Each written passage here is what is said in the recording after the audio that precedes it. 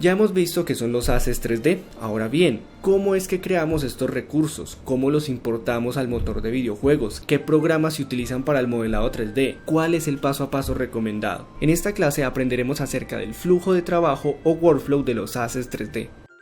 Podemos decir de manera generalizada que el paso a paso para crear un asset 3D es el siguiente. Iniciamos tomando referencias, haciendo un trabajo previo, luego creamos el boceto o el concept art en papel, pasamos al blockout, un modelado rápido con formas primitivas, creamos nuestro modelo en alta resolución con muchísimos polígonos, luego hacemos una retopología para tener un modelo en low poly, luego tomamos la malla de nuestro objeto y la desenvolvemos en una imagen bidimensional para hacer el UV unwrapping. Hacemos el maps baking utilizando el modelo de alta resolución y texturizamos nuestro modelo 3D. En el caso de querer animar a nuestro personaje, vamos a crearle los huesos a través del rig. Luego creamos las animaciones e importamos el asset 3D al motor de videojuego para revisarlo y para empezar a programar las mecánicas como tal. Todos estos pasos se deben trabajar teniendo presente buenas prácticas de orden y optimización. Además, dependiendo del tipo de proyecto que estemos trabajando, vamos a agregar o omitir alguno de estos pasos. Por ejemplo, ya hemos visto que los modelos 3D pueden ser estáticos o pueden ser dinámicos. En el caso de tener un modelo estático que sabemos que no se va a mover durante la ejecución del videojuego, puede ser una roca, puede ser una casa, no necesitamos crearle el rig ni las animaciones a este objeto, por lo que podríamos saltarnos estos pasos. Si yo por ejemplo estoy trabajando un recurso 3D para un videojuego, voy a necesitar crear ese modelo en una versión low poly.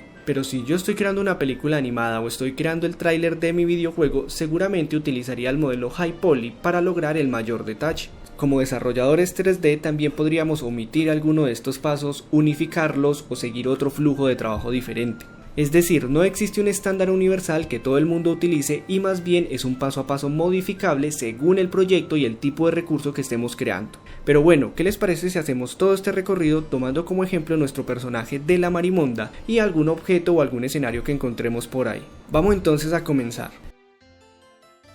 Lo primero que debemos hacer es un trabajo previo o una búsqueda de referencias. Vamos a buscar imágenes o incluso modelos similares que otros artistas o modeladores hayan realizado. Muchas veces en este levantamiento de información se identifican aspectos a mejorar, se previenen posibles errores o se nos ocurren nuevas ideas. En el caso de nuestro personaje, este es el mood board. Vean que además de buscar modelos 3D de la marimonda, también estoy buscando fotografías, iconos, dibujos, todo sirve. Para ayudarnos con las referencias podemos utilizar lo que conocemos como mood boards, design packets o callout sheets. Estos son como una especie de tablero donde nosotros vamos colocando imágenes, referencias, ideas que se nos ocurran acerca del modelo que vamos a crear. Algunas páginas buenas para la toma de referencias son Behance, ArtStation, Google Imágenes, ¿por qué no?, Pinterest y DeviantArt. La idea es tomar estos referentes de estas páginas y luego construir un tablero que se vea así.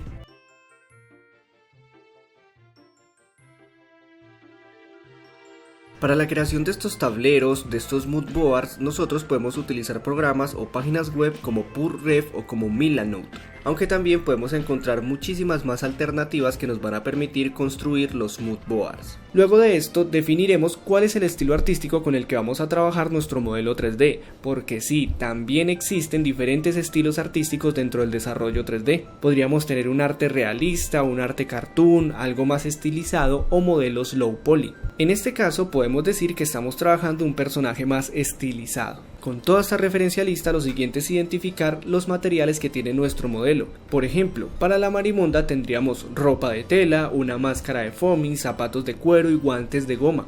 Todo esto es importante porque las texturas que debemos utilizar para simular estos materiales son diferentes, se ven y se sienten de manera diferente. El cuero es un poco más rugoso que la goma y la tela será más suave que el foamy. Si tuviéramos una espada, dentro de los materiales podríamos listar acero, madera, cuero o metal. Todo este análisis es importante para lograr que nuestros modelos transmitan el realismo y la sensación correcta. Aquí vale la pena pensar a través del tacto. Además, si tengo que modelar un armario para el interior de una casa medieval, no solo debo tener presente los materiales del objeto como tal, sino también los props o ítems que hay dentro de ese armario. Y luego de tomar las referencias, definir el estilo artístico y verificar los materiales de nuestro objeto, vamos a organizarlo todo a través de carpetas. Vamos a crear una carpeta principal con el nombre de nuestro objeto y adentro vamos a crear diferentes subcarpetas de referencia, de arte conceptual, los archivos que vamos a trabajar desde Blender, los archivos que vamos a trabajar desde ZBrush, desde Substance, el render final del objeto y el asset que voy a importar dentro del motor de videojuegos. Todo esto sucede en el trabajo previo para después pasar al boceto o al concept art. Algo que suele suceder mucho es que nosotros tenemos una idea genial de cómo se va a ver nuestro modelo en nuestra cabeza, pero suele ocurrir que si no tenemos un buen material de apoyo vamos a terminar con algo muy diferente a lo que nos imaginamos. Para ayudarnos a plasmar mucho mejor este imaginario de nuestro modelo 3D está este paso del boceto o del concept art. La intención es hacer una serie de dibujos de nuestro personaje con diferentes ángulos para darnos una idea de cómo se va a ver en 3 dimensiones. Si contamos con buenas habilidades artísticas lo hacemos por cuenta propia o podemos dejarle esta tarea a un compañero del equipo. Este paso es muy útil en la creación de personajes 3D. En la industria se suele dibujar el personaje en pose T, de frente, de lado y de espaldas. Esto ayuda al modelador 3D a crear ese personaje con la guía de estas imágenes. Hacer nuestro personaje en pose T es lo recomendado ya que esta postura permite identificar todas las partes del cuerpo y nos va a facilitar pasos futuros como el rig y la animación. Ahora bien, voy a tomar esas referencias, ese arte conceptual, lo puedo importar dentro del programa de modelado 3D y pasar al Blockout. El Blockout es un modelado donde usamos formas primitivas para representar la proporción y el espacio que ocupará nuestro objeto en el mundo de juego. El objetivo es un modelado muy rápido, solamente queremos verificar la forma del objeto, sus proporciones y las diferentes partes que lo conforman. La única regla es que solamente podemos usar formas primitivas, es decir, cubos, cilindros, esferas. Pensar todo el objeto, por más complejo que sea, en formas básicas. Este paso es muy provechoso cuando estamos creando estructuras, vehículos, objetos o incluso armas, porque nos ayuda a cuidar la proporción para que luego no importemos una espada gigante que supere al personaje o una torre diminuta que nos toque escalarla. En el caso de que estemos trabajando personajes vivos, personajes orgánicos, ya sean humanos o animales, el Blockout nos puede ayudar a revisar las proporciones de las partes del cuerpo y las divisiones de sus articulaciones. De pronto queremos un personaje con la cabeza mucho más grande a un estilo chibi. Este Blockout se suele trabajar en los programas de modelado 3D como Blender, Maya o 3D Max. Luego del Blockout pasamos a crear un modelo High Poly. Este consiste en un modelo de alta resolución, muchos polígonos, un modelo muy detallado. Nosotros tenemos varias maneras de crear nuestro modelo High Poly. Podemos hacerlo a través de la escultura digital o del Vertex Modeling. La escultura digital se trabaja con programas como ZBrush. Aquí nosotros vamos a tener muchísima libertad y podremos modificar fácilmente la superficie de la malla. Normalmente utilizamos este programa cuando estamos trabajando con personajes orgánicos, aunque también podríamos crear nuestro modelo High Poly con la técnica del Vertex Modeling. Aquí usamos el mismo proceso que el Blockout, es decir, modificamos los vértices, los bordes y los polígonos del objeto. Ya no con formas primitivas, ahora sí buscamos acercarnos muchísimo a la forma final del objeto. El Vertex Modeling se suele utilizar principalmente con objetos estáticos como armas, elementos decorativos, edificios y demás. Luego de tener un modelo en alta resolución o un High Poly, pasamos al desarrollo del Low Poly, bajos polígonos. Este consiste en una copia del modelo anterior pero disminuyendo abismalmente el número de polígonos. Eso sí, se debe mantener un número de polígonos mínimo para poder que conserve la forma base del modelo High Poly. Una manera de hacerlo es tomar el modelo de alta resolución y sobre él empezar a reconstruir la forma del objeto con polígonos reducidos. A esto se le conoce como retopología. Tener una retopología bien hecha va a ser vital para los procesos futuros de rigueado y de animación. En los modelos humanoides, por ejemplo, debemos cuidar mucho el flujo de la malla en la retopología. La intención es hacer que ese flujo se asemeje al flujo muscular de la vida real. Esto para que cuando nosotros animemos el personaje, la malla se deforme correctamente, así como se moverían los músculos de nuestro cuerpo. El modelo resultante de este paso es el que importaremos al motor de videojuegos. Claro, y algo que también vale la pena mencionar es que debemos tener presente las plataformas en las cuales se va a ejecutar ese videojuego y el estilo que estamos creando. Si estoy desarrollando por ejemplo un juego para móviles, lo óptimo es que el modelo 3D no supere los 3000 polígonos. Si estoy desarrollando para consola, ya hablamos de un modelo más óptimo con 50.000 polígonos o incluso más. También depende del poder y de los recursos del dispositivo donde vamos a jugar. Entonces bien, ya tenemos un concepto, un blockout, un modelo de alta resolución y un modelo en baja resolución. Básicamente hemos terminado la estructura geométrica de nuestro objeto, la malla. Ahora necesitamos pasar a la texturización, que básicamente es pintar las partes de ese modelo 3D, pero para poder lograr esto necesitamos hacer un UV unwrapping, un mapa de UVs. ¿Y qué es todo esto?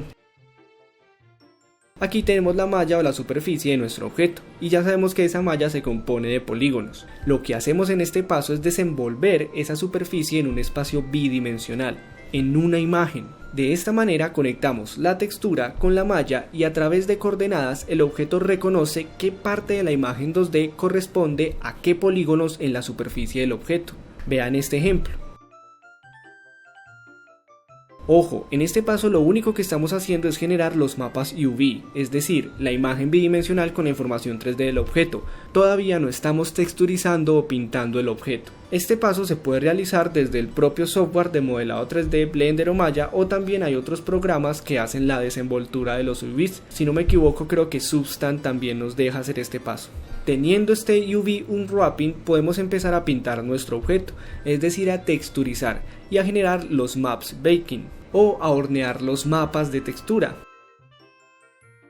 Para lograr los maps baking lo que vamos a hacer es tomar nuestro modelo High Poly y vamos a pasar toda la información de la superficie detallada a texturas que luego aplicaremos al modelo Low Poly. Esto permite que nuestro modelo de bajos polígonos se vea tan detallado como un modelo de altos polígonos. Todo esto lo podemos hacer desde programas como Substance, por ejemplo. La parte de la texturización es una de las más complejas e importantes dentro de todo este proceso. Este paso de la texturización es enorme y tiene muchas más consideraciones. Además de las texturas base que aplican color, que aplican normales, que aplican ambient occlusion, existen otro tipo de texturas que podríamos generar que tienen diferentes funciones, pero eso es tema para otra clase. Podemos decir en resumen, creamos las imágenes con las cuales vamos a pintar nuestro modelo 3D. En ese punto tendríamos nuestro modelo terminado. En el caso de ser un objeto estático podríamos considerar pasarlo al motor de videojuegos y hacer diferentes pruebas, pero si queremos un personaje que además esté animando y tenga movimiento, necesitamos crear el rig.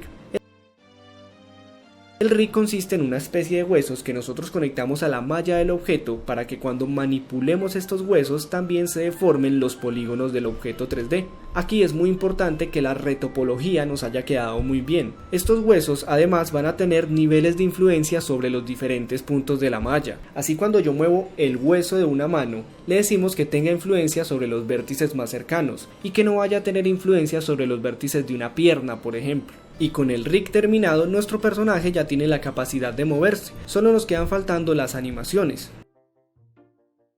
Estas animaciones se construyen por poses en una línea de tiempo que almacena la información de ese movimiento en clips de animación. Se pueden crear estas animaciones desde cero o también utilizar bancos de animación como los que ofrece Mixamo.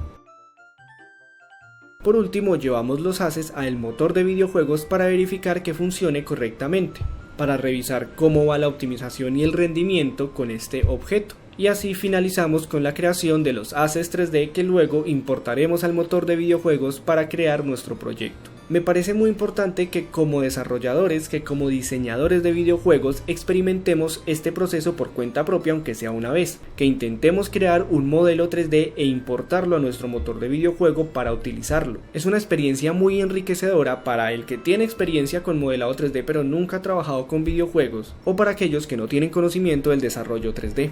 Es por eso que les dejo material de consulta o alguna serie de videos donde nos enseñan a crear una pieza sencilla con todo el proceso necesario hasta importarlo al motor de videojuegos Unity. También pueden consultar diferentes flujos de trabajo que se utilizan en las diferentes industrias para la creación de estos assets 3D. Si les gustó el video no olviden dejar su like y comentar qué les pareció. Además, si pueden compartirlo eso nos ayudaría muchísimo. Suscríbanse si están desde YouTube o si están desde otras redes como Instagram, Facebook o TikTok, pueden seguir nuestro perfil. Muchísimas gracias por quedarse hasta el final y sin más que decir, nos vemos en otro video.